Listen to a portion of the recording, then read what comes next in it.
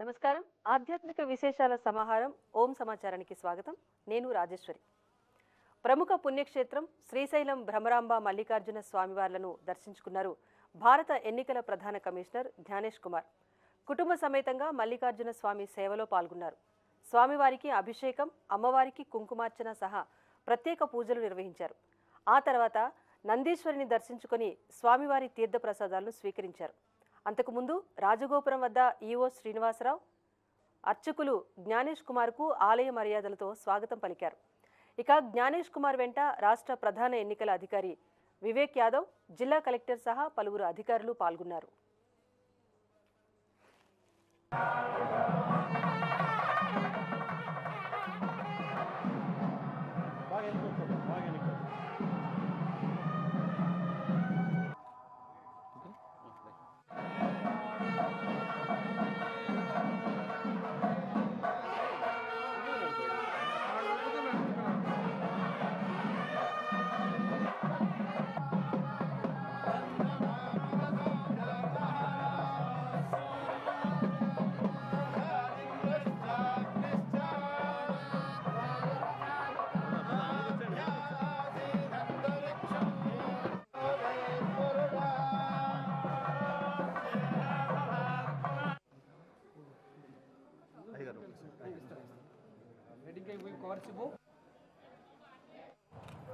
धीरे धीरे चलते हैं, रुकना है।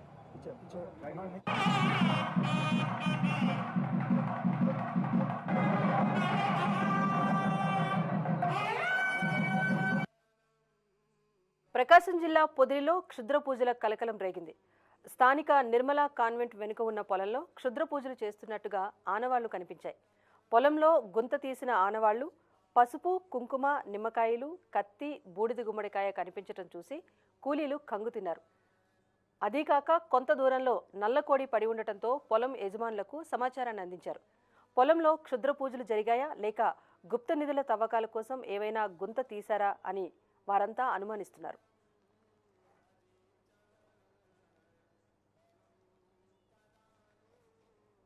ఇట్లా ఇక్కడికి వచ్చేసరికి గుత్త నిధుల కోసం కానీ లేదంటే శుద్ధ పూజలకు కానీ గుంత తవ్వి బూట్ చేసి నిమ్మకాయలు, నల్లకోడి, బూడిద గుమ్మడికాయ అన్నీ చేస్తున్నారు.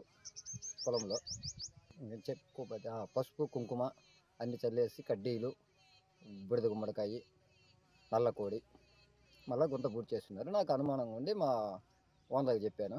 ఓనర్కి చెప్తే మన వాళ్ళు వచ్చి ఎంక్వైరీ చేస్తున్నారు. బయటకు వచ్చాను. ఇట్లా ఇక్కడికి వచ్చేసరికి గుత్త నిధుల కోసం కానీ లేదంటే శుద్ధ పూజలకు కానీ గుంత తవ్వి బూట్ చేసి నిమ్మకాయలు, నల్లకోడి, బూడిద గుమ్మడికాయ అన్నీ చేస్తున్నారు. పొలంలో పసుపు, కుంకుమ అన్నీ చల్లేసి కడ్డీలు, బూడిద గుమ్మడికాయ, నల్లకోడి. కామణిలో దొంగతనాలను అరికట్టేందుకు 2 దశల్లో సంస్కరణలు చేపట్టాలి అంటూ టీటీడీ పాలక వర్గానికి, అధికారులకు ఏపీ హైకోర్టు కీలక ఆదేశాలు జారీ చేసింది. పరకామణిలో చోరీ ఘటనపైన ప్రత్యేకంగా విచారిస్తున్న హైకోర్టు పలు ఆదేశాలతో పాటు సూచనలు చేసింది. కానుకల లెక్కింపులో మానవ ప్రమేయాన్ని తగ్గించాలని, ఇందుకుగాను ఏఐ అత్యాధునిక యంత్రాలను వినియోగించాలని వెల్లడించింది. తక్షణ శాశ్వత ప్రణాళికలు రూపొందించాలని స్పష్టం చేసింది. హుండీ సీలింగ్, రవాణా, లెక్కింపుల్లో భద్రతా చర్యలపైన 2 వారాల్లో నివేదిక ఇవ్వాలని పేర్కొంది. కానుకల వర్గీకరణ, విదేశీ కరెన్సీని గుర్తించేందుకు ఏఐ టెక్నాలజీ ఉపయోగించాలని, విలువైన లోహాలు వేరు చేసే అత్యాధునిక వ్యవస్థను ఏర్పాటు చేసుకోవాలని తెలిపింది. 8 వారాల్లోపు ముసాయిదా రూపొందించి సమర్పించాలని ఆదేశిస్తూ తదుపరి విచారణ ఈ నెల 26కు వాయిదా వేసింది. నిందితుడు రవికుమార్, అతని కుటుంబ సభ్యుల ఆస్తుల అమ్మకాలు, రిజిస్ట్రేషన్ వివరాలను సీల్డ్ కవర్లో వారం లోపల తమ ముందు ఉంచాలని ఏసీబీని హైకోర్టు ఆదేశించింది.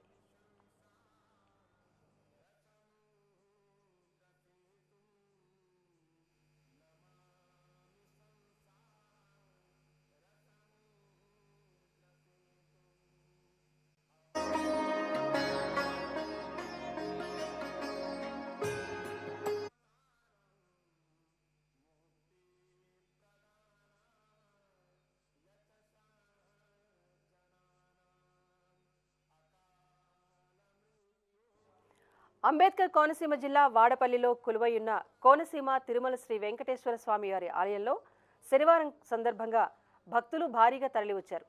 7 వారాలు వెంకటేశ్వర స్వామిని దర్శించుకునేందుకు 7 వారాలు 7 ప్రదక్షిణలు నిర్వహిస్తున్నారు. తెల్లవారుజాము నుంచే స్వామివారికి వివిధ అభిషేకాలు, వేద పండితులు అర్చనలు నిర్వహిస్తున్నారు. కోరిన కోరికలు తీర్చే కొంగు బంగారంగా కోనసీమ తిరుమలగా ప్రసిద్ధిగాంచిన శ్రీ వెంకటేశ్వర స్వామివారి ఆలయంలో నిత్య అన్నదాన కార్యక్రమం, నిత్య అభిషేకాలతో భక్తులు స్వామివారిని సేవించుకుంటూ మైమరిచిపోతున్నారు.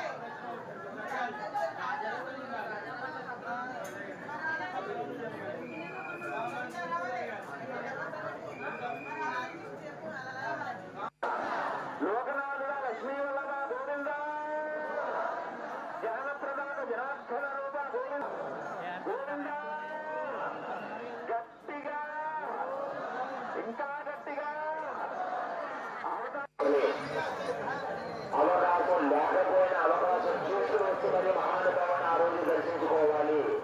ఈ నెల 31 ఇంత చక్కని భాగ్యాన్ని ప్రతి ఒక్కరూ సద్వినియోగం చేసుకోండి.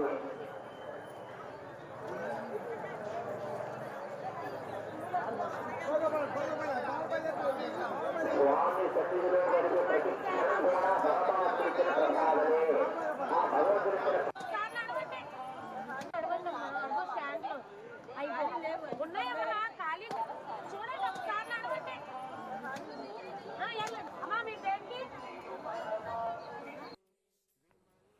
వికారాబాద్ జిల్లా ముద్దాయిపేటలో భక్తుల కొంగు బంగారంగా కొలువుదీరిన జగన్మాత రేణుకా ఎల్లమ్మ తల్లి జాతర వైభవంగా జరిగింది. ప్రభుత్వ చీఫ్ విప్ డాక్టర్ పట్నం మహేందర్ రెడ్డి జాతరకు హాజరై ప్రత్యేక పూజలు నిర్వహించారు. అమ్మవారికి మొక్కులు చెల్లించుకున్నారు. అమ్మవారికి బోనాలు సమర్పించిన మహిళలతో కలిసి బోనమెత్తారు మహేందర్ రెడ్డి. దేవాలయంలో మరిన్ని మౌలిక సదుపాయాలు కల్పించే దిశగా అభివృద్ధి పరుస్తామని మహేందర్ రెడ్డి హామీ ఇచ్చారు.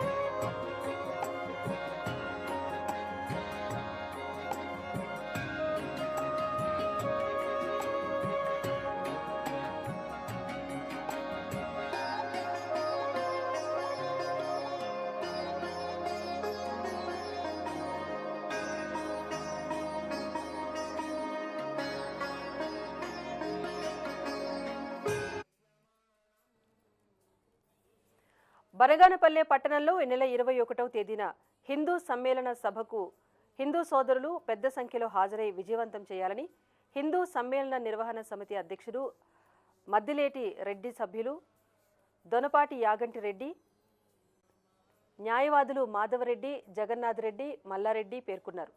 పట్టణంలోని జిఎంఆర్ ఫంక్షన్ హాల్లో హిందూ సోదరుల సమావేశం నిర్వహించి అనంతరం పట్టణంలోని ప్రధాన వీధుల్లో తిరుగుతూ ప్రతి హిందువు ఈ కార్యక్రమంలో పాల్గొనాలని పిలుపునిచ్చారు.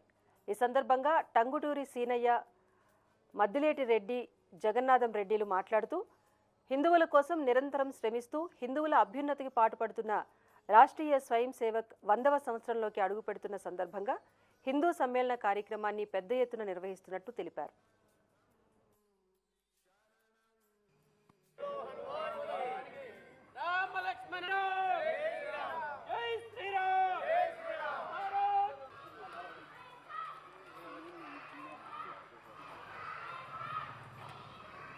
జై శ్రీరామ్ జై శ్రీరామ్ జై శ్రీరామ్ జై శ్రీరామ్ జై శ్రీరామ్ జై శ్రీరామ్ వచ్చేయండి. మాతరం మాతరం వందే మాతరం భారత్ మాతా కీ జై భారత్ మాతా కీ జై జై శ్రీరామ్ జై శ్రీరామ్ జై శ్రీరామ్ జై శ్రీరామ్ జై శ్రీరామ్ జై శ్రీరామ్ అరే బాగా ఉండేరా ఇక మరిగా ఫోటో తీసుకో అన్న సైజ్ చేయండి. 12:30కు అయిపోతది. 12:30కు అన్ని భోజనాలు ఏర్పాటు చేస్తాం. ఆర్ఎస్ఎస్ సంస్థ అనేటువంటిది దాదాపు 1,00,000 చోట్ల ఈ యొక్క కార్యక్రమాలను ఏర్పాటు చేయడం జరిగింది. అందులో భాగంగా బనియాన్పల్లి పట్టణంలో రేపు 21వ తారీఖు జిఎంఆర్ ఫంక్షన్ హాల్ నందు హిందూ సమ్మేళనం అనేటువంటిది ఏర్పాటు చేయడం జరిగింది. కాబట్టి ఈ యొక్క కార్యక్రమానికి హిందూ బంధువులందరూ కూడా తప్పక హాజరై ఆ యొక్క కార్యక్రమాన్ని దిగ్విజయం చేయవలసిందిగా కోరుకున్నాము. అలాగే ఈ కార్యక్రమము ఉదయం 8:30కు స్టార్ట్ అయ్యి మధ్యాహ్నం 1 గంటకు అయిపోతుంది. ఈ ఉదయం 8:30 నుంచి సాంస్కృతిక కార్యక్రమాలు ఉంటాయి. అలాగే 10-10:30కు ప్రవచనాలు చెప్పేటువంటి మహామహులు వస్తున్నారు. అచలానంద స్వామి వారు, విరజానంద స్వామి వారు కూడా అక్కడికి వచ్చేస్తున్నారు. ఆయన యొక్క సూక్తులు చాలా బాగుంటాయి. అది మనం వినాలంటే చాలా అదృష్టం చేసుకొని ఉండాలి. కాబట్టి ప్రతి ఒక్కరు కూడా ఈ యొక్క కార్యక్రమానికి విచ్చేసి ఆ కార్యక్రమాన్ని విజయవంతం చేయాలని కోరుకుంటూ జై శ్రీరామ్. హిందూ బంధువులందరికీ నా నమస్సుమాంజలు. ఆర్ఎస్ఎస్ సంస్థ ఏర్పడి దాదాపు 100 సంవత్సరాలు పూర్తయిన సందర్భంగా భారతదేశం అంతటా 1,00,000 స్థానాలలో ఈ హిందూ సమ్మేళన కార్యక్రమం చేపట్టడం జరిగింది. అందులో భాగంగా మన బనియాంపల్లిలో జిఎంఆర్ ఫంక్షన్ నందున 21వ తారీఖున ఈ కార్యక్రమం మొదలవుతుంది. ఉదయం 8:30 నుంచి సాంస్కృతిక కార్యక్రమాలు ఉంటాయి. 10 గంటలకంతా విరజానంద స్వామి వారు, పార్వతీమాత గారు వీళ్ళందరూ వస్తారు. మీరందరూ కూడా ఖచ్చితంగా కుటుంబ సమేతంగా హాజరయ్యి స్వాముల వారి స్పీచ్ విని తర్వాత మధ్యాహ్నం భోజనాలు కూడా ఉంటాయి, భోజనం చేసుకొని వెళ్ళొచ్చని మిమ్మల్ని అందరూ పదే ఈ సమ్మేళనాన్ని నిర్వహించుకుంటున్నాం. కాబట్టి స్థానిక ప్రజలందరూ ఖచ్చితంగా హాజరయ్యి స్వామి విరజానంద గారు వస్తున్నారు, ఆయన ప్రవచనాలు విని తరించవలసిందిగా కోరుతూ ఉంటాం. జై శ్రీరామ్. మౌత్పీస్ రాష్ట్రీయ స్వయం సేవక సంఘం స్థాపించి 100 సంవత్సరాలు అయిన సందర్భంగా బనగానపల్లిలో ఆదివారం 21వ తారీఖున జిఎంఆర్ ఫంక్షన్. భద్రాచలం శ్రీ సీతారామచంద్ర స్వామివారి దేవస్థానంలో వైకుంఠ ఏకాదశి అధ్యయనోత్సవాలు ఘనంగా ప్రారంభమయ్యాయి. అధ్యయనోత్సవాల్లో భాగంగా మొదటి రోజు స్వామివారు అమ్మవారులతో పాటు ప్రత్యేక పూజలను నిర్వహించారు. శ్రీ మహావిష్ణువు దశావతారాల్లో మొదటి మత్స్యావతారం జ్ఞానానికి ప్రతీక. శ్రీ మహావిష్ణువు నాభి నుంచి బ్రహ్మ ఉద్భవించటం జరిగింది. అయితే సకల జ్ఞానాలకు వేదాలకు మూలమైన బ్రహ్మ నుంచి సోమకాసురుడు అనే రాక్షసుడు వేదాలను జ్ఞానాన్ని దొంగిలించటం జరిగింది. అప్పుడు శ్రీ మహావిష్ణువు మత్స్యావతారంలో వెళ్లి సోమకాసురుని సంహరించి తిరిగి వేదాలను జ్ఞానాన్ని సంగ్రహించి బ్రహ్మకు అప్పగించటం జరిగింది.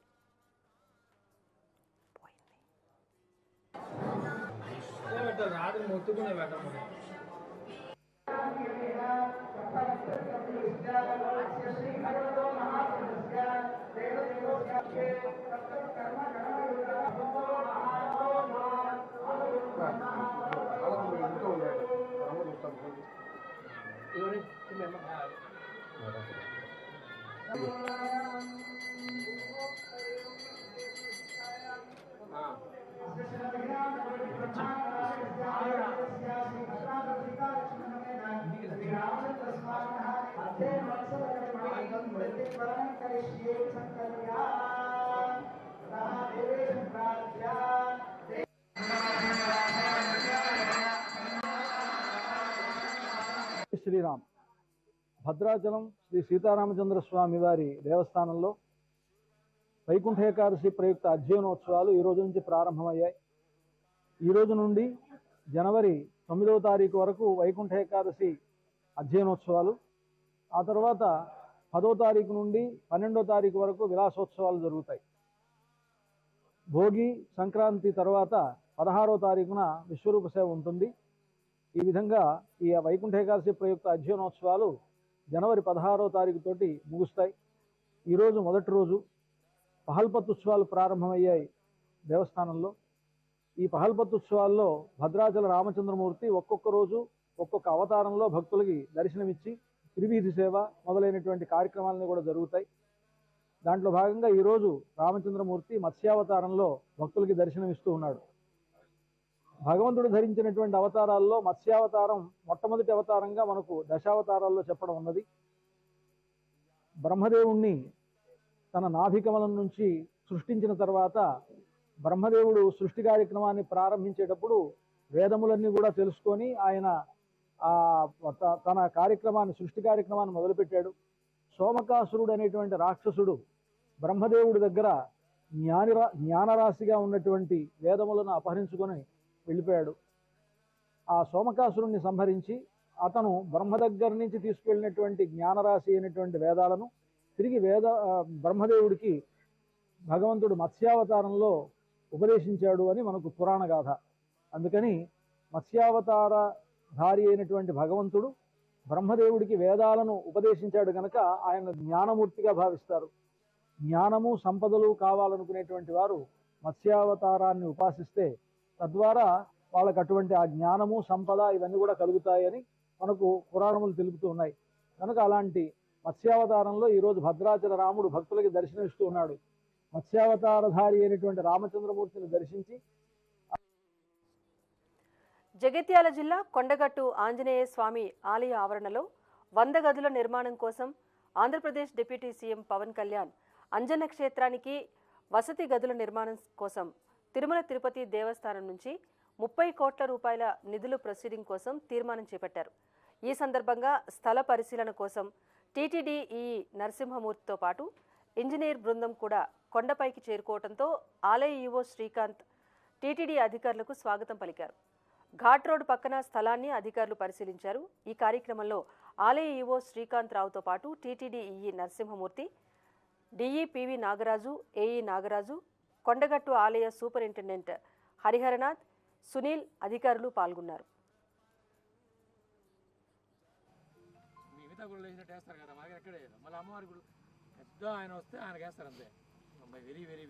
మేము తిరుమల దేవస్థానం నుంచి తిరుపతి నుంచి వచ్చాము.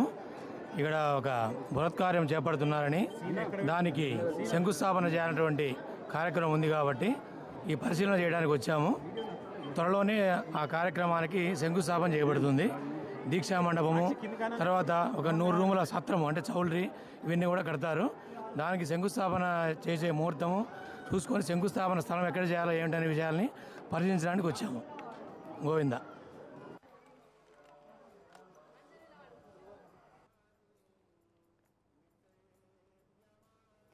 తమిళనాడులో స్వయంభూగా వెలిసిన సుబ్రహ్మణ్య స్వామి ఆలయం